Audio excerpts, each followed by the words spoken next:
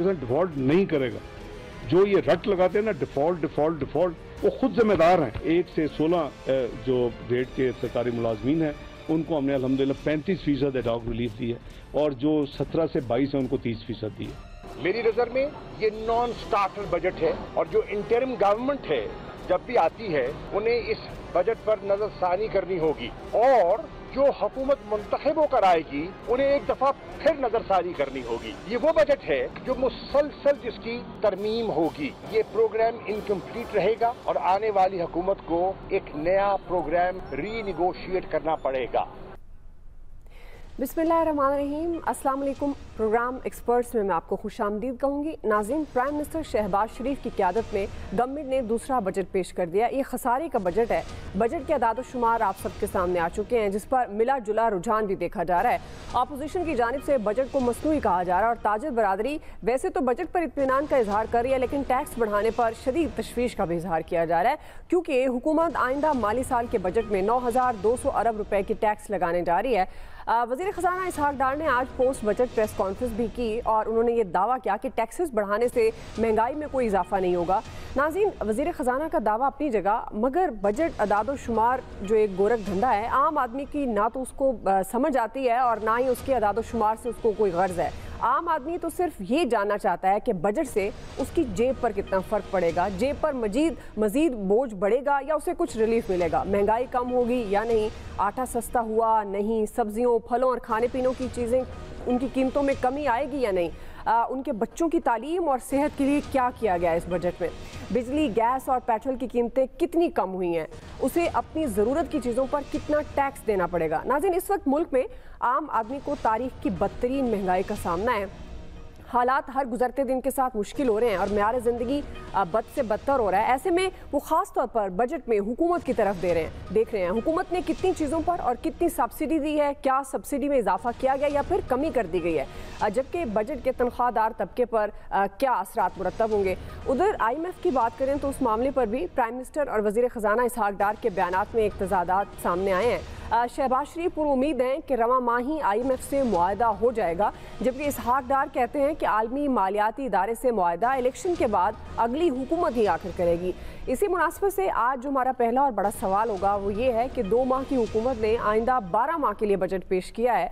Budget में आम आदमी के लिए क्या है, क्या सस्ता है, क्या महंगा हुआ है, आम आदमी की जेब पर कितना फ़र्क पड़ेगा, इन तमाम पहलुओं पर आज हम बात करेंगे। पैनल का तारुफ करवा देती हूँ। आज प्रोग्राम में मेरे साथ मौजूद हैं डॉक्टर जमील अहमद खान साहब, डॉक्टर तैमूर रहमान हमें प्रोग्राम में ज्वाइन करेंगे, अरशाद अंसारी साहब हमारे साथ मौजूद हैं और रमीज़ खान साहब हमारे साथ मौजूद हैं।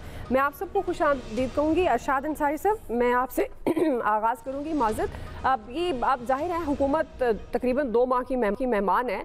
12 अगस्त को इत्तेहादी हुकूमत की मुद्दत पूरी हो जाएगी और इस हुकूमत ने अगले 12 माह के लिए बजट पेश किया है। चूँकि आपने इसकी कवरेज की है, आप बेहतर तरीके से समझते हैं बजट के अदाद शुमार को भी, इक़्तिसादी सर्वे का भी आपने जायज़ा लिया है, पोस्ट बजट प्रेस कॉन्फ्रेंस भी देखी आपने। तो अरशाद अंसारी साहब, हमारे देखने वालों को सादा और अल्फाज में बताइएगा कि आम आदमी और एक तनख्वाहदार शख्स के लिए इस बजट में क्या है, आम आदमी को कितनी उम्मीदें इस बजट से लगानी चाहिए? जी देखें, जो आम आदमी है उसके लिए तो यही क्वेश्चन उनसे किया गया था कि आपने तनख्वाहों में तो ठीक है कि एक इलेक्शन को मद्देनज़र रखते हुए आपने ठीक ठाक इजाफा कर दिया, लेकिन एक मतवस्त तबका जो कैटेगरी में नहीं आता उसके लिए आपने क्या किया है। उस पर इसहाक डार साहब का कहना ये था कि उन्होंने इस बात का एतराफ़ भी किया था कि वाकई महंगाई बहुत ज़्यादा है और हमें इस बात का एहसास है, और लेकिन उन्होंने साथ साथ इस बात का भी एतराफ़ किया कि हमने जो पेट्रोलियम मसनूआत की कीमतों में कमी की और इसी तरह जो दूसरे हमने मेजर लिए उसके असरात जो है वो उस तरह से ज़ाहिर नहीं हुए और ट्रिकल डाउन उसका इफेक्ट नहीं आया। उसकी उन्होंने जो वजह बताई वो ये बताई कि इस पे जो इन्फोर्समेंट के जो पावर्स हैं, इख्तियारात हैं, वो सूबाई हुकूमतों के पास है। और उन्होंने सैयद मुराद अली शाह का हवाला भी दिया कि उन्होंने सिंध हुकूमत से बातचीत की थी तो उन्होंने फिर 40 ट्रांसपोर्टर्स को लेटर भी लिखा और किसी हद तक किराए भी कम हुए। और अभी उनका ये कहना था कि वो वाकई इसके लिए जो है वो बाकी जो तीनों सूबों की सूबाई हुकूमतें हैं उनसे भी दोबारा जो है वो बातचीत करेंगे ताकि जो वफाकी हुकूमत ने जो इकदाम उठाए हैं उनके असरात जो हैं आम आदमी तक जो है मुस्बत तौर पे महंगाई में कमी की सूरत में पहुँचें। और देखें इस बजट को अगर आप थ्रू आउट इसका जायजा लें तो इसमें कोई दो राय नहीं है कि इस बजट में ने कोशिश की है कि अपनी जो जिसको वो कहते थे कि हमने अपनी सियासत पे जो है वो रियासत बचाने को तरजीह दी है और उसकी वजह से उनकी मकबूलियत जो है वो गिरी है, उस मकबूलियत को किसी हद तक जो है वो सहारा देने की इसमें कोशिश की है। इसको आप किसी हद तक इलेक्शन बजट कह सकते हैं, जो सब्सिडीज रखी गई हैं और इसी तरह जो है वो जो एलोकेशन बजट की पीएसडीपी में की गई है वो, और फिर इसी तरह जो दूसरे जो बात उनकी ठीक है। अभी सही अलबत्ता जो मेजर दिए गए हैं, जो कल टेक्निकल ब्रीफिंग हुई थी चेयरमैन एफपीआर की, उसमें भी उन्होंने जो बताया था कि हमने 200 अरब रुपए के जो नए टैक्सेस लगाए हैं, उसमें जो मेजर जो शेयर था वो डायरेक्ट टैक्सेस का था। और ये बात दुरुस्त है कि डायरेक्ट टैक्सेस का जो है महंगाई पे उस तरीके से असर नहीं पड़ता जितना कि इनडायरेक्ट टैक्सेस का पड़ता है। इनडायरेक्ट टैक्सेस का पड़ता है। अलबत्ता एक दो चीजें जो इस फाइनेंस बिल में को मैंने स्टडी किया और उस पर मैंने उनसे बात की। एक तो जो इलेक्ट्रिसिटी है उसकी डेफिनेशन जो है वो इन्होंने गुड्स से निकाल के सर्विसेज में उसको शामिल कर दिया और इसका कलेक्शन का इख्तियार जो है वो सूबों को दे दिया, सिर्फ वफाक में जो है वो अपने पास रखा है। और इस मद में गवर्नमेंट को काफ़ी पैसा जो है वो आता था टैक्स की मद में। अब ये देखना है कि एक तरफ जो है वो आपने जो रेवेन्यू के मेजर दिए थे उसमें ये रेवेन्यू का लॉस आपने शामिल नहीं किया, डिक्लेयर नहीं किया, तो क्या फिर आप दोबारा मिनी बजट की तरफ जाएंगे या फिर जो है वो आप कोई दोबारा अपना जो टैक्स का जो टारगेट है उसको रिवाइज करेंगे। और इसके साथ साथ इस बजट में एक और जो कानूनी तरमीम की गई है उसमें जो पहले ये था कि ट्रैक एंड ट्रेस जो है वो सिर्फ जो उस पे उसकी वायलेशन पे सिर्फ सिगरेट सेक्टर को जो है वो फाइन्स किए जाते थे, लेकिन अब जो है उसमें सीमेंट सेक्टर को भी शामिल कर लिया है, बेवरेज को भी शामिल कर लिया है, यूरिया को भी शामिल कर लिया और इस तरह शुगर सेक्टर को भी उसमें शामिल कर लिया कि वो अगर विदाउट स्टैंप जो है वो जो आउटलेट चीनी या अपना खाद फरोख्त करेंगे उनके जो है वो 15 दिन तक उनकी दुकान जो है वो सील की जा सकेगी। और इसी तरह जो ये इस टैक्स स्टैंप के अलावा बगैर जो है ये चीज़ फरोख्त करेंगे उनको जो है वो 3 साल तक और उनकी प्रोसिक्यूशन के ज़रिए 3 साल तक उनको कैद और जितनी उसमें टैक्स एवेजन होगी उसके बराबर उसको फाइन या दोनों सजाएं भी दी जा सकेंगी। और इसके अलावा अगर कोई शुगर, यूरिया या इस तरह की दीगर आइटम्स विदाउट टैक्स स्टैंप के उसकी तरसील होती है तो उसको कॉन्फिस्केट भी किया जा सकेगा।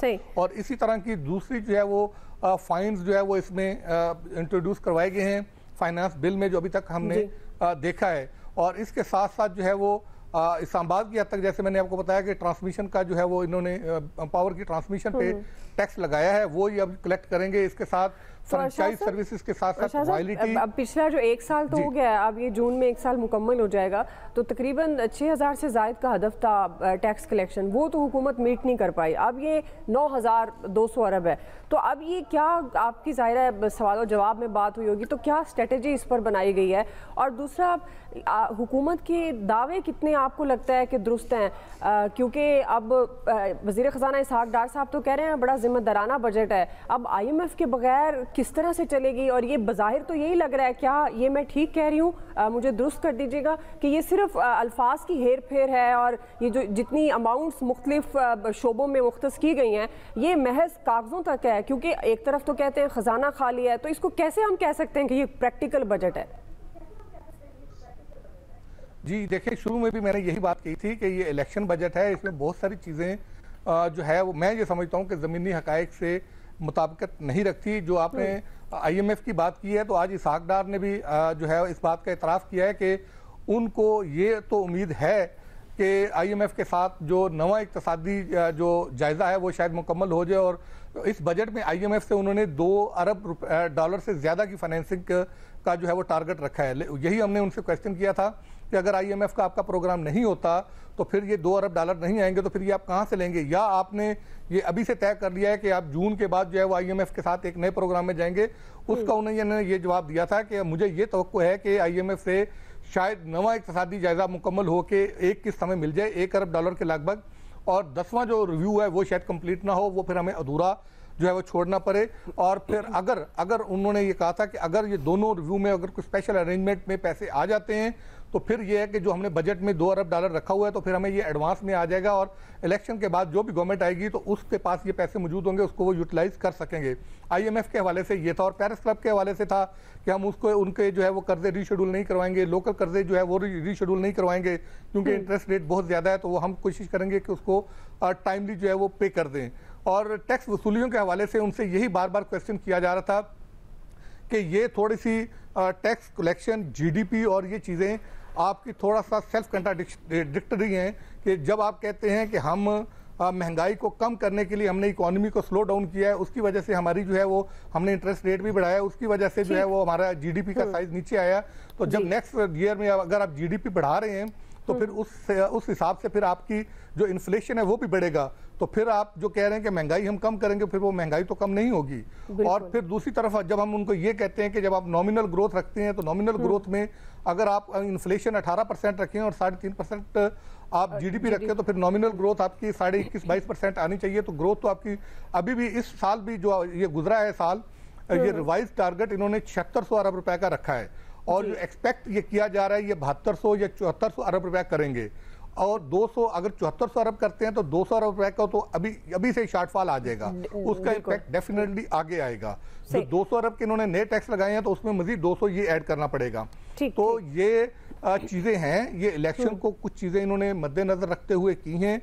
कुछ चीज़ें जो अच्छी चीज़ें हैं वो ये है ज़रूर है कि जो इन्होंने IT सेक्टर को इन्होंने फ्लोरिश करने के लिए, उसकी एक्सपोर्ट को बढ़ाने के लिए जो इन्होंने इंसेंटिव दिए हैं, एग्रीकल्चर सेक्टर के लिए दिए हैं, वो ये चीज़ें अच्छी हैं। इसी तरह मैन्युफैक्चरिंग को फ्लोर देने के लिए जो इन्होंने जी ठीक है, मैं बाकी मेहमानों को भी शामिल कर लूँ गुफ्तगू में। डॉक्टर साहब, आप अब ये इत्तेहादी हुकूमत ने दूसरा बजट पेश कर दिया है, ऑल्दो सरकारी मुलाजमीन के लिए एक जो अवामी सतह पर बात की जाए तो बड़ी खुशखबरी है, लेकिन उस खुशखबरी में आप ये देखें कि आप महंगाई किस कदर ज़्यादा है, तो आप किस तरह से देखते हैं, क्योंकि तनकीद भी हो रही है कि इतनी महंगाई में ये खुशखबरी उनकी किस काम, लेकिन फिर भी चलें कुछ तो बड़ा। और डॉक्टर साहब, इत्तेहादी हुकूमत का ये दूसरा बजट, इस पर सियासी असरात क्या होंगे, क्या आप इस पर तबसरा तजिया करेंगे?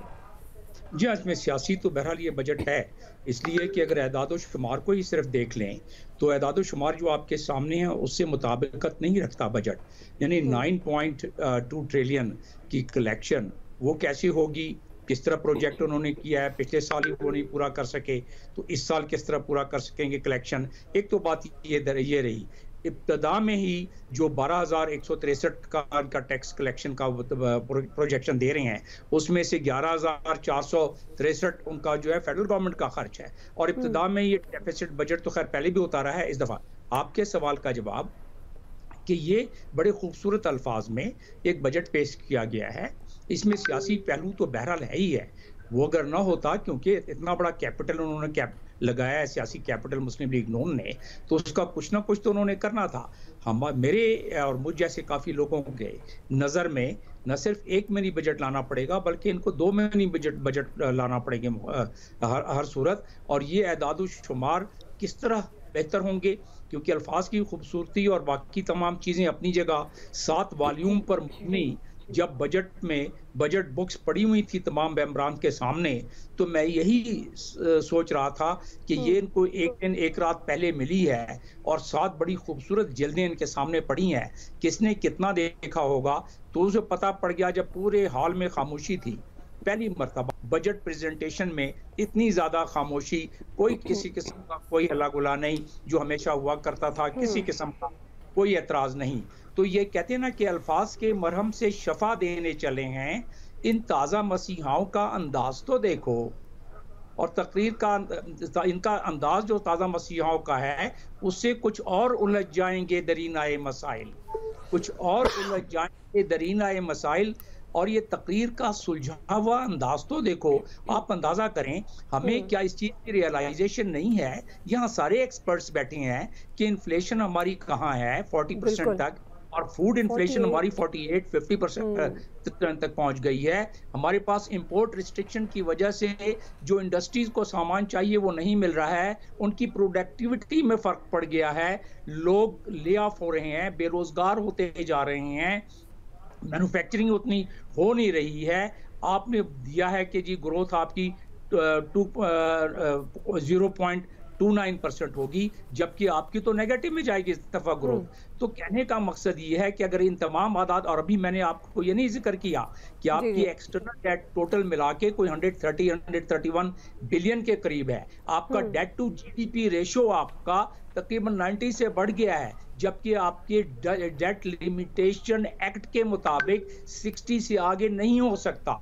हमने उसकी खिलाफ वर्जी करते हुए वहां ले गए हैं। तो जो मैंने अभी तो और भी बहुत सारे आदाद शुमार हैं, लेकिन ये जो सामने मैंने पेश किए हैं आपके नाज़रीन के साथ, तो समझ से ये बालातर है कि किस तरह ये इस बजट को इम्प्लीमेंट कर लेंगे। इस अल्फाज के खूबसूरती के लिहाज से बहुत बेहतर है, लेकिन अब IMF का जो हमें आखिरी ट्रांचे मिलने की हमें तो उम्मीद नहीं है, इसहाक डार को भी उम्मीद नहीं थी पहले, अगर अभी हो गई है तो बड़ी अच्छी बात है। तो ये अगर हमें नहीं मिल रहा है तो उसका खमियाजा तो हमने कुछ भुगता, कुछ और भुगतेंगे। लेकिन हमारा जो अगला बजट इस IMF के लिए जो हमने अगले उसके लिए रिक्वेस्ट करनी है, उसके लिए हमारी कितनी तैयारी होगी। अगर वो नहीं मिला तो इसहाक डार साहब बार बार वार्न कर रहे हैं कि भाई ये कौन कहता है कि डिफॉल्ट हो जाएगा। हम तो कहते हैं, हम नहीं कह रहे हैं डिफॉल्ट हो जाएगा, हम तो आदाद तो शुमार सामने रख रहे हैं, और हम तो ये कह रहे हैं कि अगर IMF का आपको नहीं मिला इंजेक्शन, तो फिर आपका डिफॉल्ट से बचाने का कौन सा तरीका है, उनके सामने जरा पेश कर दें वो। और आप जो इस साल $25 बिलियन आपने देने हैं अपने कर्ज की अदायगियों में और आपकी अपनी प्रिंसिपल की अदायगियों में, उसका बता दें हमें कि वो कहां से आएगा। हम बड़े खुश हो जाएंगे और हम समझेंगे कि महंगाई जहां है यहीं रुक जाएगी, इससे ज्यादा अजाब और इससे ज्यादा महंगाई की मुसीबत हम पर नहीं पड़ेगी। ये हो जाए हम बड़े खुश हो जाएंगे उनसे। सही जी। रमीज साहब, आप किस तरह से देखते हैं? ज़ाहिर है एक अगर हम IMF की बात करते हैं तो वो एक प्राइम मिनिस्टर और वजीर खजाना की बात में भी एक तजाद नजर आता है। प्लस अब ये भी सवाल है कि IMF क्या बजट के इस टारगेट को एक्सेप्ट करता है, या उसके बाद फिर वो क्या किस तरह से आगे से चलता है? क्योंकि पहले वो जिस तरह अरशाद अंसारी साहब बता रहे थे कि एक डिफरेंस आ रहा है और वो मजीद बढ़ेगा, तो आप किस तरह से देखें? आपको लगता है कि जो हुकूमत दावा कर रही है कि ये एक बड़ा जिम्मेदाराना बजट है, आप समझते हैं कि जिम्मेदाराना आवाम दोस्त बजट है? क्योंकि इसमें आम आदमी के लिए आप किस पॉइंट ऑफ व्यू से देखते हैं कि कुछ है इस बजट में? देखिए, बुनियादी बात अगर IMF से स्टार्ट करें तो IMF की तो हमने अगले साल के लिए 2.4 की गालबन प्रोजेक्शन रखी है। वी आर एक्सपेक्टिंग 2.4 मिलियन हमें IMF से मिलेंगे। अब वो मिलते हैं या नहीं मिलते हैं, या इसहाक डार साहब से जब सवाल प्लान B का पूछा गया तो वो प्लान B की तरफ जाते हैं, क्योंकि प्लान B उनको फ्रैंकली उन्होंने एक्सप्लेन नहीं किया कि प्लान B क्या है, उसको वो टॉप सीक्रेट समझ के बैठे हैं और टॉप सीक्रेट रखा हुआ है उन्होंने।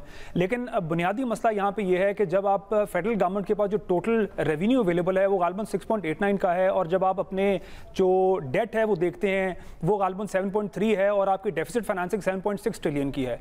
तो इसके बाद इन्हीं हेडलाइन फिगर्स के बाद मेरे ख्याल कुछ कहने और सुनने की गुंजाइश नहीं रह जाती कि हुकूमत के पास इस वक्त ब्रीदिंग स्पेस भी नहीं थी एक अच्छा बजट बनाने की।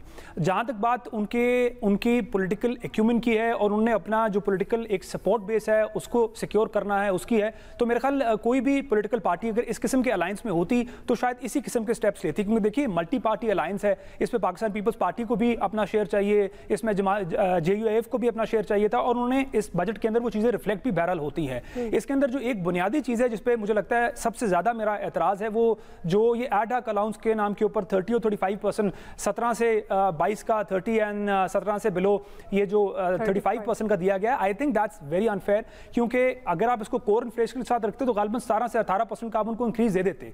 अब इसको आप ये देखें कि एक तरफ आप 30% या 35% का एड हॉक अलाउंस ऐड कर रहे हैं, एड हॉक अलाउंस इंक्रीज कर रहे हैं, और दूसरी तरफ लोगों की जो पर कैपिटा इनकम है वो गालबन 9 या 11% स्क्वीज हुई है। तो हाउ इज इट फेयर कि एक आम आदमी जो है वो इस इकोनॉमी के प्रेशर के नीचे आके बल्क कर गया है, लेकिन दूसरी तरफ हुकूमत को सपोर्ट करने वाले, हुकूमत को चलाने वाले, स्टेट मशीनरी चलाने वाले लोग जो बुनियादी तौर पे कहीं ना कहीं जिम्मेदार हैं हमारी उस सूरत हाल के जिसमें हम आज हैं, उनको हम एक गिफ्ट के तौर पे या उनसे एक बेनिफिट, उनसे वोट लेने के लिए या उनको अपना बनाने के लिए 30 से 35% का हम उनको एक रिलीफ दे रहे हैं या उनको एड हॉक अलाउंस दे रहे हैं।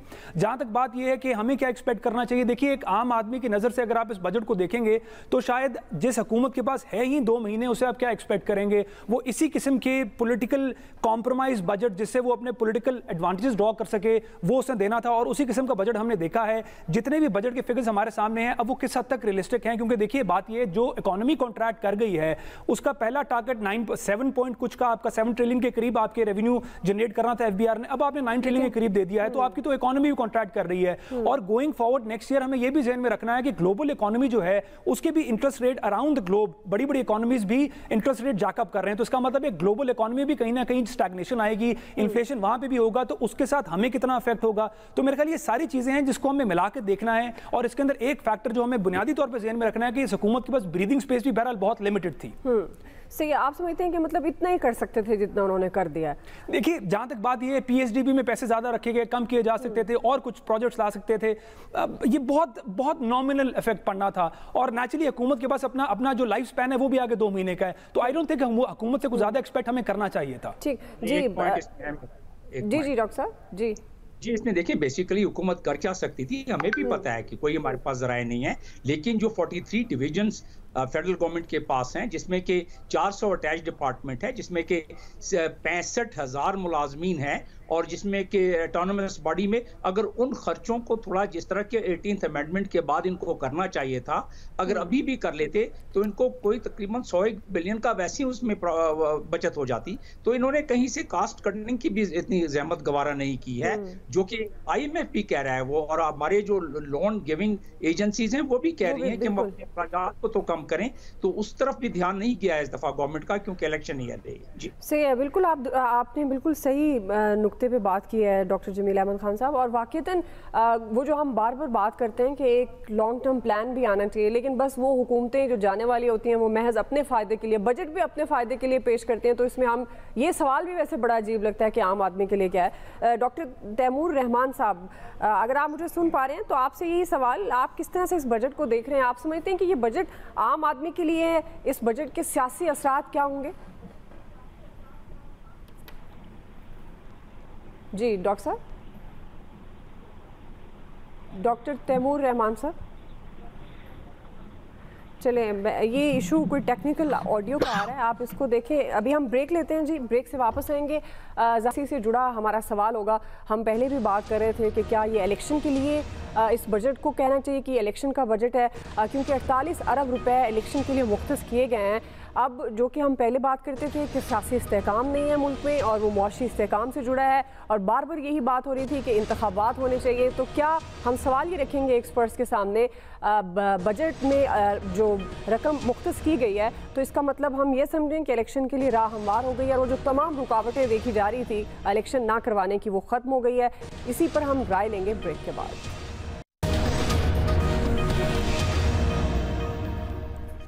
वेलकम बैक नाज़रीन। बजट के साथ साथ सियासी हलचल में भी इजाफा दिखाई दे रहा है। जोड़ तोड़ के बादशाह आसिफ अली जरदारी मौजूदा सियासत में अब सबसे आगे नज़र आ रहे हैं।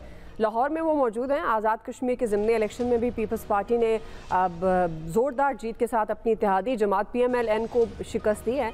कराची में भी मेयर के इंतखाब पर आसिफ अली जरदारी ही हावी दिखाई दे रहे हैं। दूसरी तरफ इस्तेहकाम पाकिस्तान पार्टी भी मैदान में उतर चुकी है। नई जमात है, पुराने चेहरे हैं। PTI के मुहर्रिफ रहनुमाओं समेत 100 से ज़ायद शख्सियात ने इस नई पार्टी को ज्वाइन किया है, और आइंदा इलेक्शन में PTI का मुतबादिल करार दिया जा रहा है। इसहाक डार ने भी छठा बजट पेश करके मुल्क की तारीख में एक नया रिकॉर्ड बनाया है। उन्होंने भी इलेक्शन को मद्देनज़र रखते हुए बजट पेश किया है। तरक्याती मनसूबों और अरकान पार्लियामेंट की मुजवज़ा स्कीमों के लिए तारीखी रकम रखी गई। और इस बजट में जो इंतहाई अहम पेशरफ्त है वो ये है कि हुकूमत ने आइंदा इलेक्शन के लिए 48 अरब रुपए के फंड्स मुख्तस किए हैं, जिससे ये तासुर सामने आ रहा है कि बजट में फंड्स मुख्तस करने से बर वक्त इंतखाबात होने के इम्कानात बढ़ गए हैं। डॉक्टर जमील अहमद खान साहब, मैं आपसे आगाज़ कर रही हूँ, क्योंकि बार बार हम बात कर रहे थे कि ये राह फरार इख्तियार कर रही है इत्तेहादी हुकूमत, इंतखाब की तरफ नहीं जाना चाहती। ऑल्दो आसिफ अली जरदारी ने ये कहा है कि जब मैं कहूँगा तभी इंतखाबात होंगे। तो आप किस तरह से देख रहे हैं? ये खुशाइन समझें कि बजट में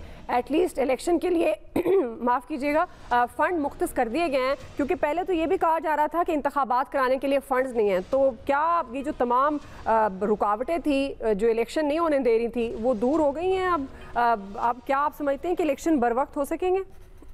जी हाँ, वो तो सुप्रीम कोर्ट की भी रिक्वायरमेंट थी ना पिछले दिनों के 90 दिन में इलेक्शन करानी। वो तो बात किस्सा परीना हो गई, लेकिन उस वक्त इलेक्शन कमीशन ने ये लिख कर दिया था कि साथ में सिक्योरिटी के अलावा अब दूसरा जनरल इलेक्शन चंद महीनों के बाद है, तो उसका भी इंदिया दिया था। और बाद में बहस के दौरान भी ये बात आई थी और हुकूमत भी बार बार ये कहती रही कि जी जनरल इलेक्शन हम करा लेंगे एक साथ, उसमें ये पैसे काम आ जाएंगे। तो इससे मिलती जुलती बातें की थी। तो जनरल इलेक्शन का इंदिया देना तो बहुत ज़रूरी था हुकूमत के लिए।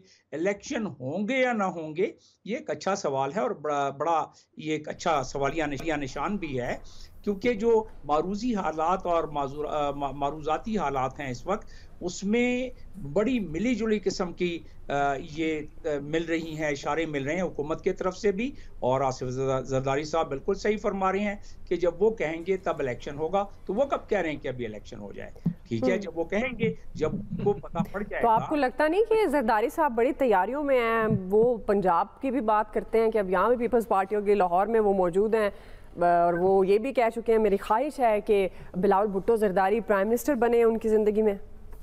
चलें, वो तो हर बाप की ख्वाहिश होती है कि उसका बेटा जो है वो किसी बड़े अच्छे मनसब पर फाइज हो, तो उनकी भी ख्वाहिश है और उसमें कोई हर्ज नहीं है। बिलावल भुट्टो जरदारी उसकी जिस तरीके से ट्रेनिंग हो रही है, तो वो अगर आगे जाके हो भी जाए तो ठीक है, वो अपनी जगह पर बात है। लेकिन बात असल ये है कि चाहे वो मरियम नवाज हो या बिलावल भुट्टो जरदारी हो, तो काम तो दोनों तरफ से जारी है। अब रहा सवाल कि इस वक्त जो सियासत के बादशाह वहाँ मौजूद हैं आसिफ जरदारी, वो ज़ाहिर अपना काम करें। उनको पता है कि जो पॉलिटिकल कैपिटल है मुस्लिम लीग नून नवाज का, वो पॉलिटिकल कैपिटल काफ़ी इस्तेमाल हो गया है, जो कि एक खुशाइन बात है पीपल्स पार्टी के लिए भी और बाकी जो पार्टियां हैं जो पंजाब के लिहाज से, और उभरती हुई नई पार्टी जिसमें पार्टी तो बन गई लेकिन उनके वर्कर्स अभी तलाश कर रहे हैं। वो वैसे क्या मुस्तकबिल देख रहे हैं डॉक्टर साहब? क्विकली इस पे भी कर दीजिएगा इस्तेकाम पाकिस्तान पार्टी के मुतालिक। जी हाँ, मैं यही कह रहा हूँ कि इस्तेकाम पार्टी जो है, इस्तेकाम पाकिस्तान पार्टी, ये यकीनन IPP बहुत एक इनिशिएटिव, जिस तरह लोग इस लाए गए थे इसमें पिछली हुकूमत की पार्टी में, PTI की पार्टी में, उसी तरीके से जहांगीर तरीन साहब का जो उसमें रोल था, जिस तरह जहाज भर भर के लाए जाते थे, वो तो हमने देखा है ना खुद भी। और उन जहाज़ों में और बहुत सारी चीजें होती थी कि लोगों को नवाजा भी जाता था उससे।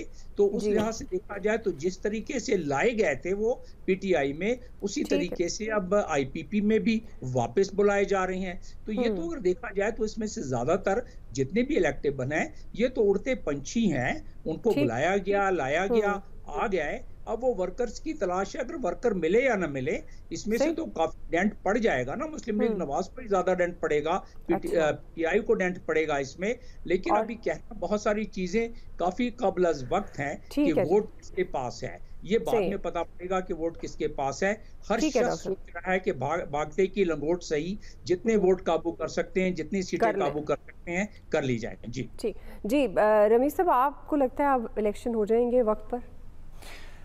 देखिए, बुनियादी तौर पे जो इस वक्त इलेक्शन लाइसेंस बन रही हैं और नई फॉर्मेशंस हम देख रहे हैं, अगर आप उनके पर्सपेक्टिव से देखें तो शायद कुछ मज़ीद टाइम उनको चाहिए। बिलखुसूस PMLN को भी कुछ टाइम चाहिए, IPP को भी कुछ टाइम चाहिए और पीपल्स पार्टी को भी कुछ टाइम चाहिए पंजाब में, ताकि वो कुछ ना कुछ चीज़ों को सेटल डाउन कर सकें। अभी तीनों के लिए मामला उस तरह से कंड्यूसिव नहीं है।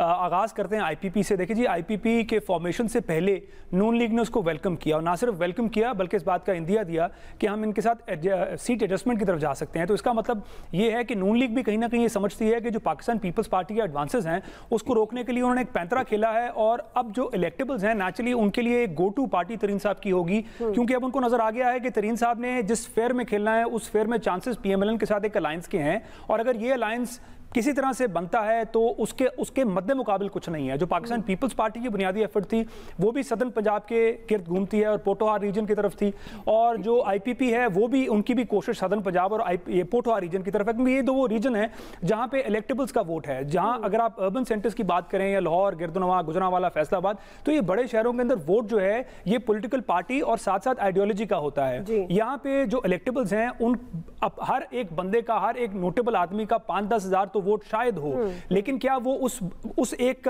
स्ट्रेंथ से इलेक्शन जीत सकता है? तो शायद अर्बन एरियाज में ये चीज ऐसे नहीं होती है। हाँ, पर रूरल एरियाज के अंदर ये चीज इस तरह से रिफ्लेक्ट करती है और उसी को कैश करने के लिए पाकिस्तान पीपल्स पार्टी और आईपीपी इस वक्त मैदान में है। दोनों के मैदान में होने से तीसरा प्लेयर बहरहाल पाकिस्तान मुस्लिम लीग काफ जो है वो इस वक्त साइडलाइन बैल जरूर नजर आ रहा है, और ये नजर आ रहा है कि इस वक्त कहीं ना कहीं आईपीपी इस पूरी गेम को लीड कर रही है और जो फॉलो कर रहे हैं वो पाकिस्तान पीपल्स पार्टी वाले हैं। तो दोनों को, बल्कि तीनों को इस अलायंस के अंदर हमें उनको टाइम चाहिए ताकि वो अपने स्पेस को। पीटीआई भी इंतखाबात में उतरेगी और कुछ वोट ले जाएगी?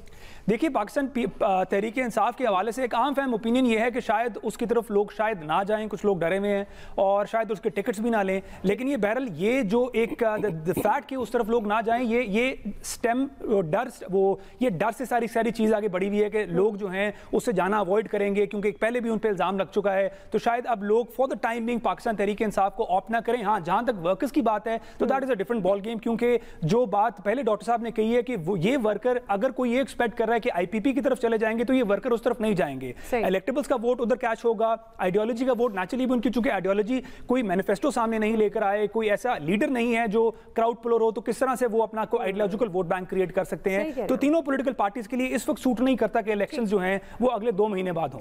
जी, डॉक्टर तैमूर रहमान साहब, एक तो अगर आप करना चाहें कमेंट, आप समझते हैं कि आप, चूंकि हमारे मुल्क में सियासी इस्तेहकाम नहीं है, अदम इस्तेहकाम की सिचुएशन और उसी से हमारी मईशत का इस्तेहकाम जुड़ा होता है, तो आप समझते हैं कि अब चूंकि बजट में रकम मुख्तस की गई है तो इलेक्शन वक्त पर होंगे? और दूसरा, ये जो हमारा बुनियादी पहला सवाल था जो टेक्निकल इश्यूज़ पर हम आपसे नहीं कर पाए, आप समझते हैं कि बजट से मुतालिक जो हुकूमत दावे कर रही है कि जिम्मेदाराना बजट है, लेकिन जाहिर है अपोजिशन की तरफ से शाह महमूद कुरैशी ने भी कहा है कि ये एक झूठ का पलंदा है, आप समझते हैं कि इसमें आम आदमी के लिए कुछ है इस बजट में? बहुत शुक्रिया जी। सबसे पहले तो ये कहूंगा कि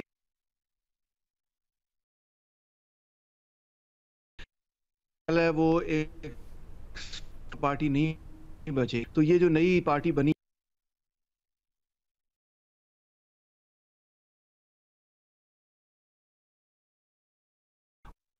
ये है कि पब्लिक सेंटिमेंट अभी भी इमरान खान के बहुत करीबी है और उसको बहुत सिंपैथी भी मिल रही है। तो शायद उसको इलेक्टेबल्स तो ना मिलें, मगर पब्लिक सेंटिमेंट जो है उसके साथ है, क्योंकि उसको गोली भी लगी है ने, मतलब मई 9 के बाद जो प्रेशर डाला है पीटीआई पे। जी डॉक्टर साहब, आप ये बजट से मुताल्लिक आप समझते हैं कि आम आदमी को इससे फायदा होगा?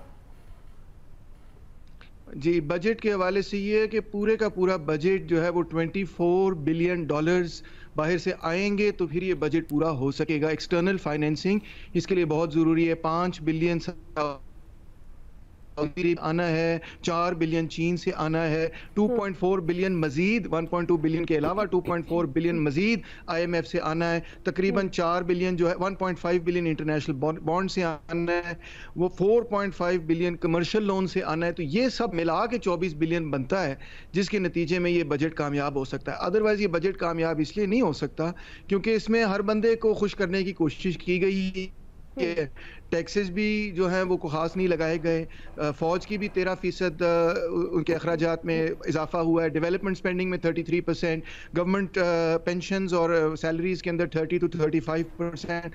तो ये सब कुछ कैसे सस्टेनेबल है? इसी तरह सस्टेनेबल अगर बाहर से फाइनेंसिंग आ जाए। तो डार साहब पे अब सब डिपेंड करता है कि वो बाहर से ये पैसे ला सकते हैं या नहीं ला सकते। मगर आखिर में ये कि इसके नतीजे में पाकिस्तान के कुल कर्जे जो हैं वो 126 बिलियन पे भी खड़े हैं, वो अब इसके बाद, इस बजट के बाद $150 बिलियन क्रॉस कर जाएंगे। तो ये है मामला। ठीक है जी, मुझे ब्रेक लेनी है। नाज़रीन, ब्रेक से वापस आएंगे। मैं अरशाद अंसारी साहब की तरफ जाऊंगी क्योंकि माहिरीन मईशत ये बात करते हैं कि अगर IMF के साथ डील नहीं होती है तो मुल्क डिफ़ॉल्ट की तरफ चले जाए, और हम बहुत टाइम से ये सुनते आ रहे हैं, जिसकी वज़ीर ख़जाना इसहाक डार बड़े कॉन्फिडेंटली कहते हैं कि ऐसा कुछ नहीं होगा। अभी वो फिर कह रहे हैं, तो हम ज़रा इनका तज्ज़िया लेंगे कि इसमें क्या हकीकत क्या है और क्यों इतने कॉन्फिडेंस से कहते हैं, और माहिरीन मईशत कौन से ऐसे पहलू हैं जिनको वो देखते हुए कहते हैं कि अगर हम IMF की तरफ नहीं जाते हैं, ये जो कर्ज़ों का मामला है या दीगर ममालिक के साथ जो हमने बहुत से कर्ज़ों की रिक्वेस्ट की हुई है लेकिन अभी तक ऑल्दो वो मिले नहीं हैं, तो वो फिर क्यों डिफ़ॉल्ट की तरफ नहीं जाएगा या डिफ़ॉल्ट की बातें क्यों होती हैं, इस पर हम बात करेंगे लेकिन एक ब्रेक के बाद।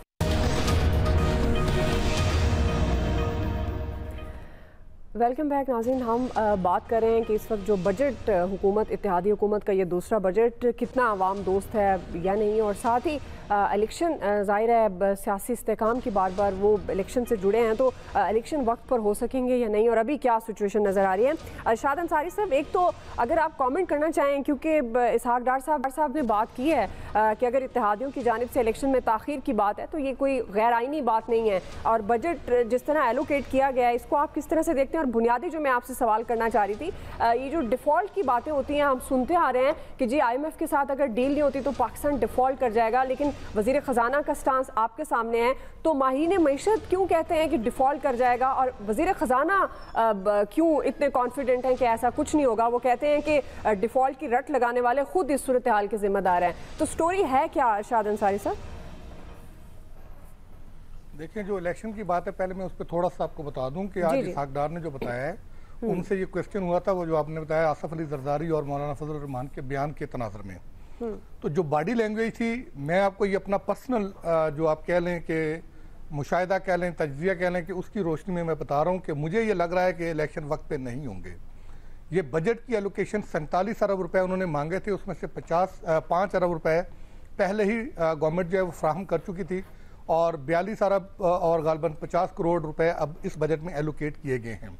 इसहाक डार से जब क्वेश्चन हुआ था तो उनका ये कहना था कि हमने, हुकूमत ने कोई ऐसा बयान नहीं दिया कि हम इलेक्शन को आगे लेके जा रहे हैं, ये दो हमारी अलाई पार्टीज़ हैं, हम उनको डिक्टेट नहीं कर सकते, उनका कोई गैर आइनी जो है वो ये बात नहीं है। जब इलेक्शन की डेट आएगी उस वक्त क्या सिचुएशन डेवलप होती है, उस सिचुएशन के तनाज़ुर में इलेक्शन कमीशन ऑफ पाकिस्तान जो है ये फैसला करेगा।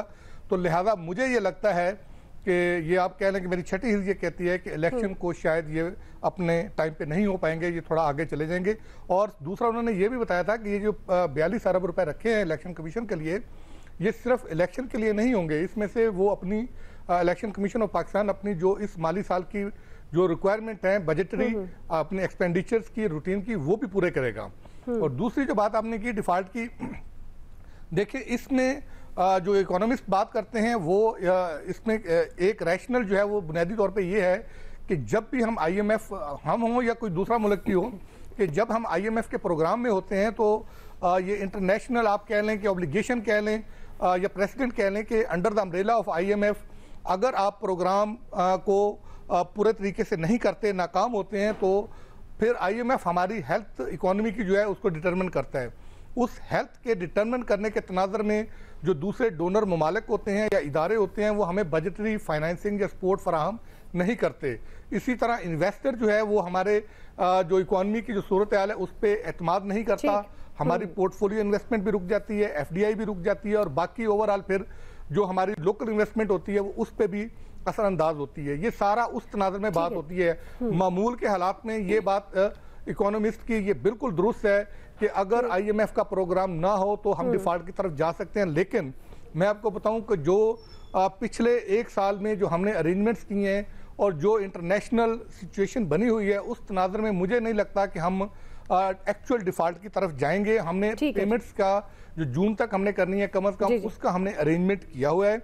और जो IMF की बात है, मैं आपको बताऊं IMF की जो प्रोग्राम है वो अब टेक्निकल नहीं रहा, या आप जिसको जो कहते हैं एडमिनिस्ट्रेटिव नहीं रहा, ये उससे कहीं आगे जाके जो इंटरनेशनल पॉलिटिक्स हो रही है ये उस तनाज़ुर में चला गया है। और इसका जो फैसला होना है वो भी इंटरनेशनल पॉलिटिक्स के तनाज़ुर में ही होना है। बाकी जहां तक IMF की कंडीशंस का सवाल है वो हम वैसे काफी देर पहले फुलफिल कर चुके हैं। खत्म हो रहा है, मैं क्विकली बाकी लोगों को भी शामिल कर लूं। रमीज, आपको क्या लगता है कि वाकई जिस तरह अरशाद अंसारी साहब भी कह रहे हैं कि उनकी छठी हिस्से कह रही है कि इलेक्शन वक्त पर नहीं होंगे, आपको लगता है कि इलेक्शन वक्त पर होंगे, या फिर ये क्या फिर निगरान सेटअप, और वही बात है फिर एक दो तरह के बजट और आएंगे, एक निगरान सेटअप लाएगा फिर एक जिसकी भी हुकूमत बनती है?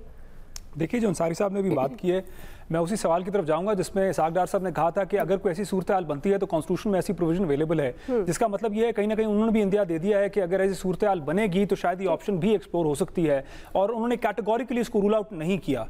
तो ये तो हो गया, मतलब कि इसको आप रखें एक साइड पे, और अब दूसरी साइड पे बात करें कानून की। तो कानून तो हमने पहले भी पंजाब और KPK में देख लिया है किस तरह से उन्होंने डिसरिगार्ड किया है, तो क्या वो उसी तरह से ये आगे नेशनल असेंबली का कानून इलेक्शंस के लिए डिसरिगार्ड नहीं कर सकते? तो आई थिंक कर सकते हैं, इनके पास जो बैकिंग होनी चाहिए इस कानून को डिसरिगार्ड करने के लिए, अनफॉर्चुनेटली वो अवेलेबल है। वो किस तरह के सर्कमस्टांसेस कंट्राइव करते हैं फर्दर, क्योंकि ये जो इकोनॉमी है ये डे टू डे बेसिस पे चलेगी। तो मेरा नहीं ख्याल कि हुकूमत के पास इतना, अगर आप थियरी बात करें तो कुछ स्पेस होगा कि 3 महीने के लिए हमारे पास कोई ब्रीदिंग स्पेस है to go towards election. Quickly अगर आप इस पे कमेंट करना चाहें, आपको लगता है वक्त पर इलेक्शन होंगे और आपको लगता है कि आईएमएफ के साथ जो डील है, अब ये बजट डॉक्यूमेंट देखने के बाद क्या सिचुएशन होगी? अगर तो इंटरनेशनल मॉनेटरी फंड ने 9वां रिव्यू कंप्लीट करके $1.2 बिलियन दे दिए और उसके साथ साथ जो $2.4 बिलियन मजीद इसहाक डार साहब चाह रहे हैं वो अग्रीमेंट भी तय हो गया, तो डेफिनेटली इलेक्शन टाइम पे, क्योंकि जब ये एक्सटर्नल फाइनेंसिंग हमारे पास आएगी तो इकोनॉमिक रिकवरी शुरू हो जाएगी। वो कितनी सस्टेनेबल है वो ऑडियो टेक्निकल इशू भी आ रहा है और आपका पॉइंट आ गया, मेरे पास वक्त भी खत्म हो गया। आप सबका बहुत शुक्रिया। आज के एक्सपर्ट से इतना ही, फीडबैक दीजिएगा। ख्याल रखिए, अल्लाह हाफिज़।